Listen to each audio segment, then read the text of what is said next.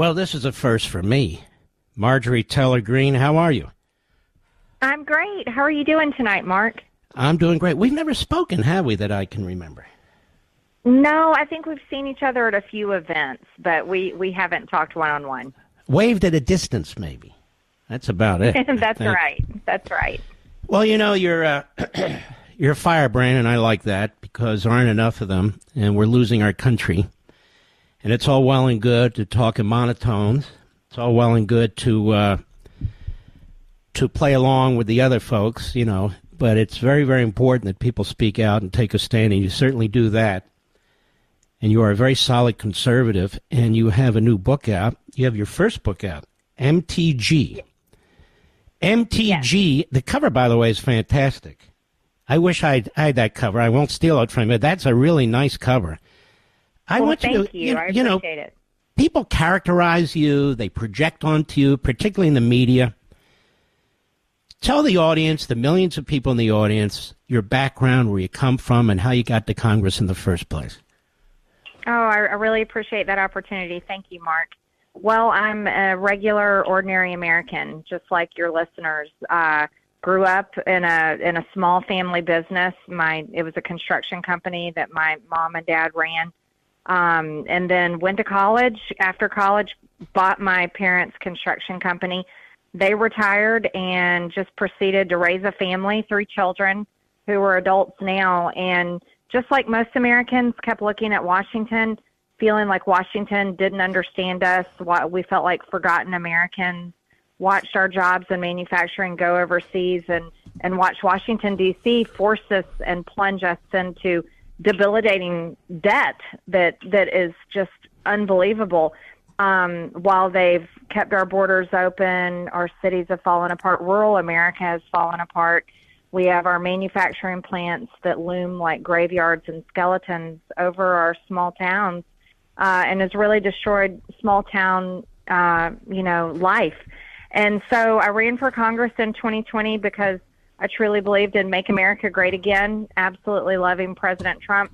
And since I've come into Congress in January of 2021, the media has attacked me. The Democrats have attacked me. It was something I never expected. But I think it's because they knew I mean every word that I say, and they're terrified of real Americans coming in trying to hold the federal government accountable. They really are, aren't they? They don't like small business people who are Republicans who come into Congress. They don't like people they don't know who come into Congress. And yet if you're a Marxist street activist out of Manhattan and you come into Congress, but actually not out of Manhattan, but it's bad enough, like AOC, they promote you. And no offense, she's as dim-witted as they come. She hasn't accomplished a damn thing, and yet they keep promoting her. And in your case, they keep putting you down, putting you down, putting you down. But you have a thick skin to deal with this. I mean, the book is fantastic. It talks about your roots. It talks about your values. It talks about what you found in Washington, D.C., and you need a thick skin, don't you? That's that old line, I forget who it was, who said, if you need a friend in Washington, get a dog. Is that about right? That's right. I would say definitely know who you are and know where you come from.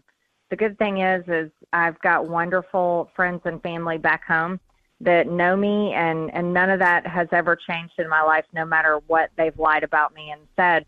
And the thing is you also don't want to value what Washington is. You have to see it for exactly what it is, and it's a completely broken system that's corrupt, that's used and abused, and many people are here for the worst reasons imaginable. And when you don't place your value on Washington, D.C., and that's not your identity, it's easy to come to Washington and fight for what most Americans believe in, and it's easy to have that thick skin. And in Washington, D.C., up is down, isn't it? Because here they try and create controversy around you for some of your views, and yet there's Joe Biden, who was a segregationist racist, and now he's the great hope. There's Joe Biden that's stabbing Israel in the back as we speak. There's Joe Biden, who will not secure the border despite the inhumanity that's creating all along the border, on both sides of the border. And there's Joe Biden bankrupting Americans who can barely hang on with the price of food and gasoline. And yet you're controversial, and he's one of the greatest presidents ever. That's Washington, right?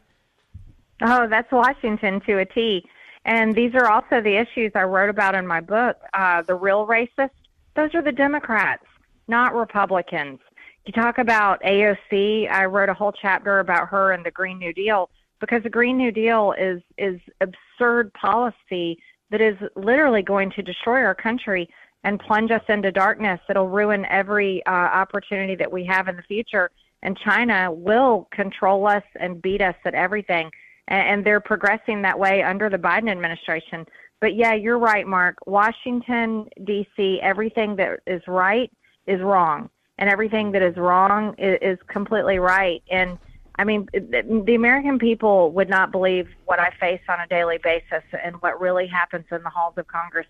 You take, for example, this week, they passed a continuing resolution right before Thanksgiving break that I voted against because we can't kick the can down the road on the Biden administration's budget, the budget that Nancy Pelosi made. Marjorie Taylor Greene, the book is MTG. It's really an intriguing book. It's a well-written book. It's easy to read book. You go to mtgbook.com or go to Amazon and just type in MTG, and it'll be right there. You'll see the cover. And this is the book that the rest of the media don't want you to know about. And that's okay, because I sell books. I write books and sell them when the rest of the media don't want you to know about it either. But this is one of those books I think you're really going to enjoy, particularly this holiday season. So, Marjorie Taylor Greene, you come to Washington, D.C. What are two or the three most problematic things that you see? The fact that they can't get things done, that they can't get the right things done, that they can't agree on any. What is it? I mean, you come from the outside. What do you see this dysfunction here? Well, I come from running a very successful construction company that grew from the state of Georgia to 11 different states. I come from making a profit, not a loss. And what astounds me in our federal agencies and in Congress itself is the quality of people that work there. Many of these people are people I wouldn't even hire in my own company to work for me. And they're the people running our federal government. But what amazes me is we can't make a budget that cuts out all of the failing departments, the failing parts of our government. We can't get rid of the waste. We can't come up with a budget in a timely manner, and it blows my mind. But yet the American people, if they ran their companies this way, they'd go out of business. And if the American people didn't cross every T and dot every I like they are forced to by law, if they did it like the federal government, they would be put in jail, Mark. But yet every single year, Congress continues this ridiculous dysfunction. We have a calendar that sets us up for failure, that we go home all of August and half of September, but yet we're supposed to have a budget and fund the government by September 30th. It is just a complete system of failure, and it's so frustrating.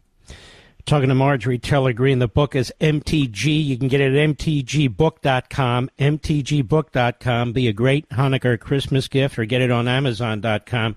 Now, you raise a very good point. Now, here's the problem as I see it. You have a Democrat Party that is ideologically committed to spending us into bankruptcy. Then you have a group of Republicans that are afraid of their own shadow. They didn't come to Washington to make changes. They just came to Washington to be in Washington. Then you have sort of citizen politicians like yourself. You haven't spent your whole life as a politician, let alone in Washington.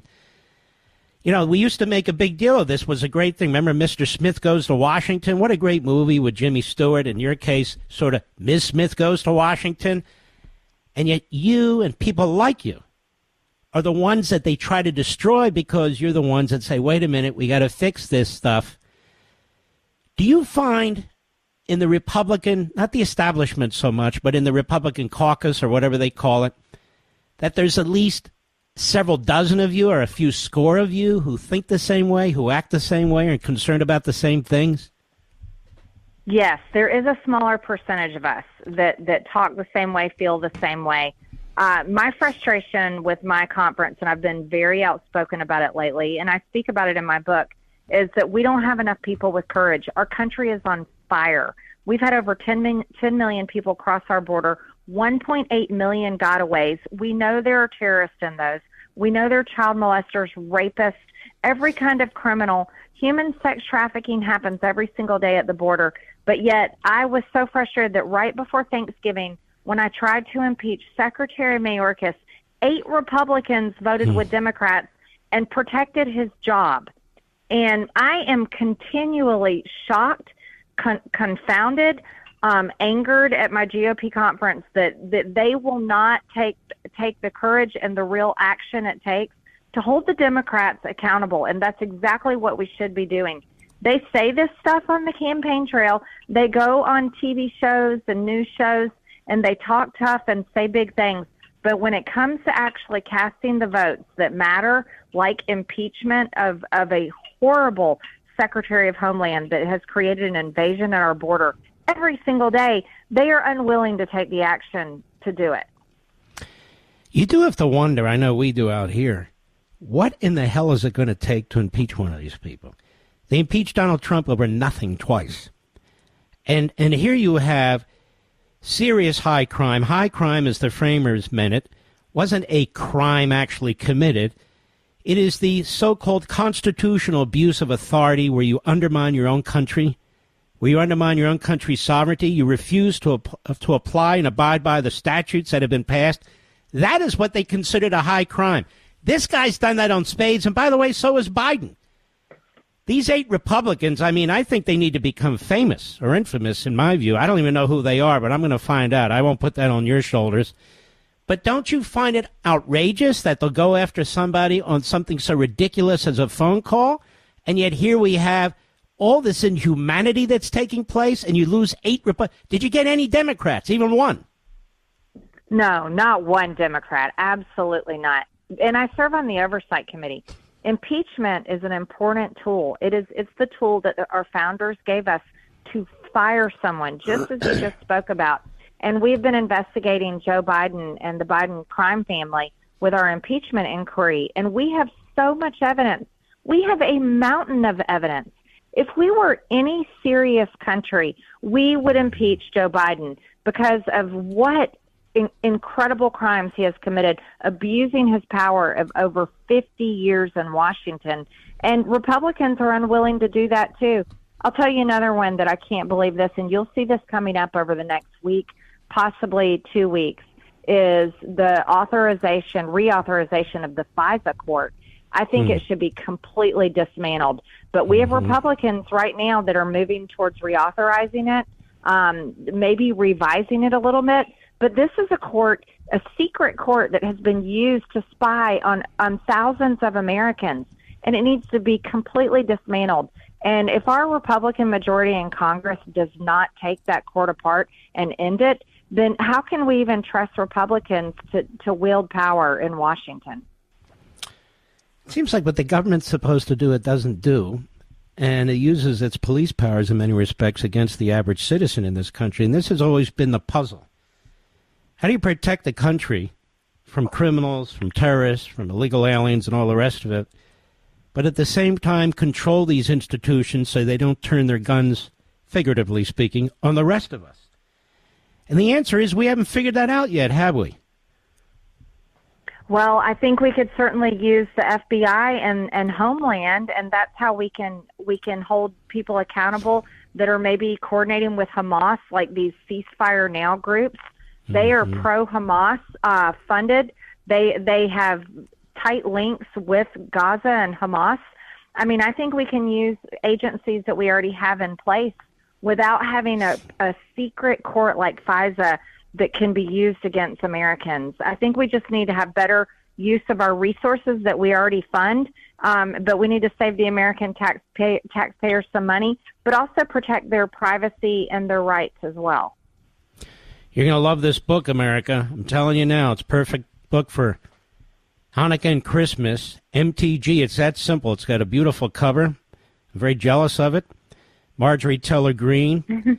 She writes about her life, but even more than that, what she has found in Washington, what she's dealing in Washington. She takes you behind the scenes like no other book I've ever read. You really want to check it out. mtgbook.com or go to amazon.com. Any final words, Marjorie Taylor Greene? I just want to thank you, Mark. America loves you, and you do a great service for all of us. So keep fighting for us, and I appreciate coming on your show tonight. Well, God bless you, and I really want to thank you for writing this book. I know all the time it takes to write it, to edit it, to promote it. It's just a lot of work, and I do know that it'll be very worthwhile for people to grab this book. As I say, Amazon.com has it. That's simple to remember, MTG, or you can go to mtgbook.com, and we hope to have you back. God bless you, my friend. Thank you. Have a wonderful night. You too. Be well.